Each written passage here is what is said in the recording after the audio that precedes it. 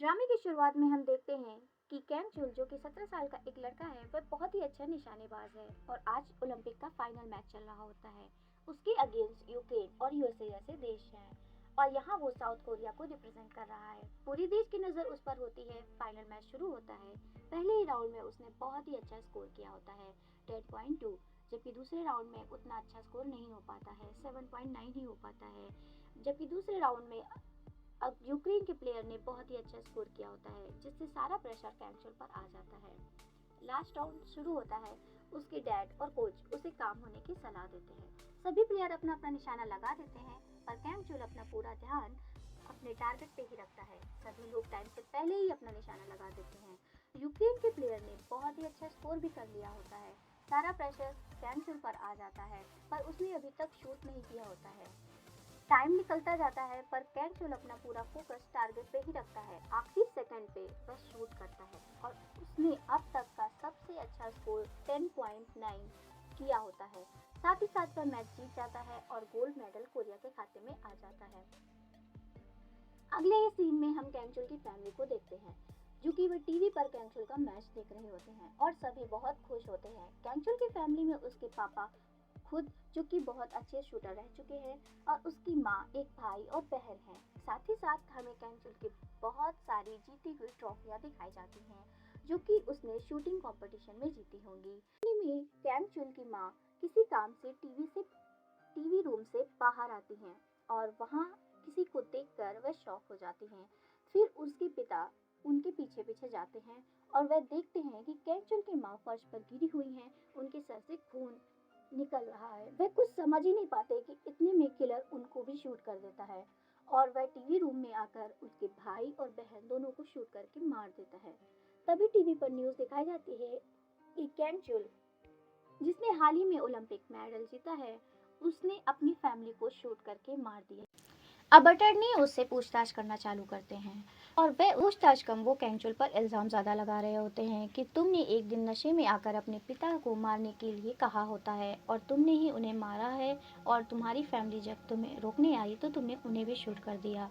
वह उससे कड़ी से कड़ी सज़ा दिलाने की बात करते हैं। उसके बाद कैंचुल का मर्डर साबित कर दिया जाता है क्योंकि कोई और सस्पेक्ट नहीं होता है। हालांकि जेल में उससे मिलने कोच आते हैं और वह कैंचुल को बताते हैं कि जो अटर्नी उसके अगेंस्ट केस लड़ रहा है वह पॉलिटिशियन बनना चाहता है, इसीलिए वो कैंचुल को सख्त से सख्त सज़ा दिलाना चाहता है। अगले दिन कोर्ट में अटर्नी डेथ पेनल्टी की डिमांड करता है जिसे सुनकर कैंचुल को बहुत बुरा लगता है। वह पूरी तरह से टूट जाता है क्योंकि उसकी फैमिली का मर्डर हो चुका। अगले ही सीन में हमें Mueang Singh university medical centre दिखाया जाता है जहां डॉक्टर यून जून काम से थक के ऑफिस में ही सो रही होती हैं। तभी उनके इंटर्न का फ़ोन बजता है जिन्होंने यून जून को फ़ौरन ऑफिस में बुलाया होता है। यून जून भागते भागते प्रोफेसर पार्क के ऑफिस पहुंचती है। प्रोफेसर पार्क और यून जून की बातचीत से हमें पता चलता है कि यून जून के फादर वून सिंग जो कि एक वेबटून आर्टिस्ट हैं, पर यून जून की माँ और फादर का डिवोर्स हो चुका है तो वह अपनी माँ के साथ रहती है। प्रोफेसर पार्क यून जून से वेबटून का स्पॉइलर्ड एपिसोड मांगते हैं जो कि एक वेबटून ड्रामा होता है डब्लू। जी हाँ, हमें पता चलता है कि कैंगचुल की कहानी जो अभी तक हमने देखी थी वह डब्लू कॉमिक्स के मेन लीड कैरेक्टर कैंगचुल की कहानी है जिसका मेन लीड कैंगचुल ही होता है। वो दोनों कैंगचुल कैरेक्टर के बहुत बड़े फैन होते हैं। यूनजुन बताती है कि उसके डैड साथ नहीं रहते हैं और वह आगे की स्टोरी नहीं बता सकती। प्रोफेसर जोर देकर पूछते हैं तो यूनजुन तैयार हो जाती है। इसके बाद वह अपने डैड को कॉल करती है पर उसके डैड का कॉल उसके डैड नहीं उसके इंटर्न उठाते हैं और वह बताते हैं कि आपके डैड कल रात से मिसिंग हैं।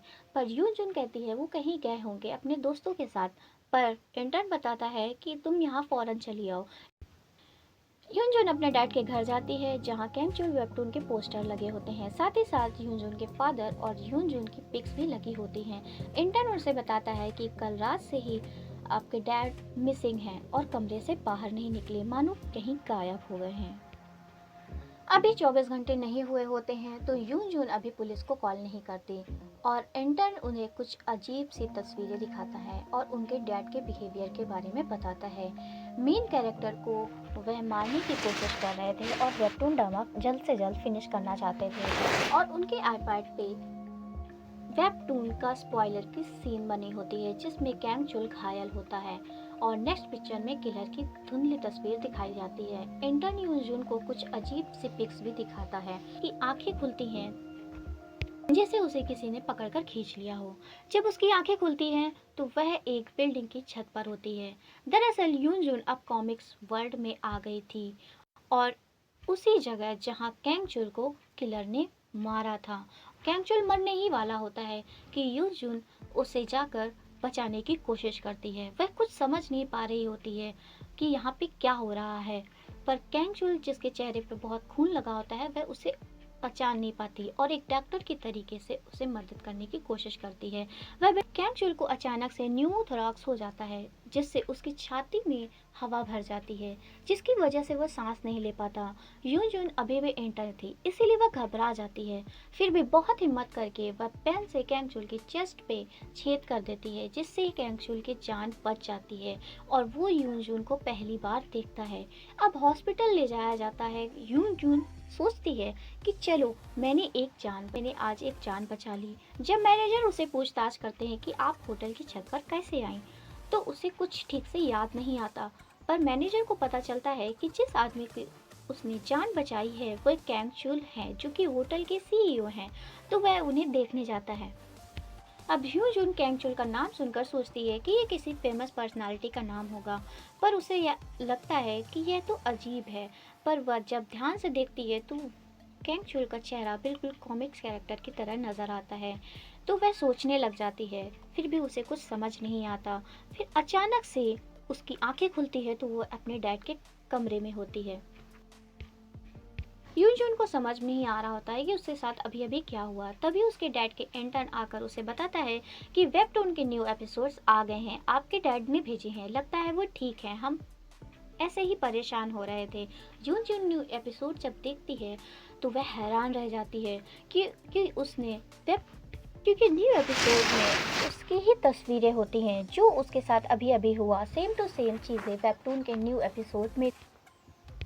अगले सीन में हमें कैंगचुल को दिखाया जाता है जिसमें उसकी लाइफ अच्छी जा रही होती है क्योंकि कोर्ट ने उसे लैक ऑफ एविडेंस के चलते नॉट गिल्टी बताया था। इसके बाद वह अपनी लाइफ को ख़त्म करने की कोशिश करता है, पर लास्ट मोमेंट में वह सुसाइड करने का डिसाइड नहीं करता और वह किलर को ढूंढने का डिसाइड करता है। इसीलिए उसने एक कंपनी भी बनाई होती है जिसका नाम होता है डब्लू, जिसमें वह सारे क्रिमिनल्स को पकड़ता है और वह एजेंसी रियल क्रिमिनल को पकड़ने में मदद करती है। इसी से वह पूरे कोरिया का फेवरेट हो जाता है और हॉस्पिटल के बाहर सभी लोग उसके ठीक होने के लिए प्रेयर कर रहे होते हैं। उधर पुलिस यूनजून को विटनेस के लिए ढूंढ रही होती है। उधर हॉस्पिटल में कैंगचुल की सेक्रेटरी उससे मिलने आती है। सेक्रेटरी बताती है कि यूनजून का बिजनेस कार्ड फेक है, उसका एड्रेस, नंबर, उसका नाम सब कुछ फेक है क्योंकि डब्लू वर्ल्ड कॉमिक्स की दुनिया में यूनजून एग्जिस्ट ही नहीं करती। यूनजून नेक्स्ट एपिसोड में अपना कार्ड कैंचुल के हाथ में देखती है तो वह हैरान हो जाती है। इधर यूनजून के प्रोफेसर पार्क उससे ड्रामा में अचानक आए टर्निंग पॉइंट के बारे में बात करने आते हैं और वो पूछते हैं कि तुम्हारे डैडी अपनी रियल बेटी के नाम और आइडेंटिटी को कैसे यूज कर सकते हैं एक ड्रामा के लिए। उसे कुछ समझ नहीं आ रहा होता है, इसीलिए यूनजून अपने प्रोफेसर को बाहर भेज देती है और वह अपने डैड के गन को बताती है कि कॉमिक की दुनिया भी रियल है, वे भी हमारी तरह इंसान है, पर वह नहीं समझता। यूनजून कैंगचुल के पिक्चर्स के पूछती है कि तुम मुझे क्यों ढूंढ रहे हो और इसी के साथ एपिसोड का एंड हो जाता है। आगे के एपिसोड के एक्सप्लेनेशन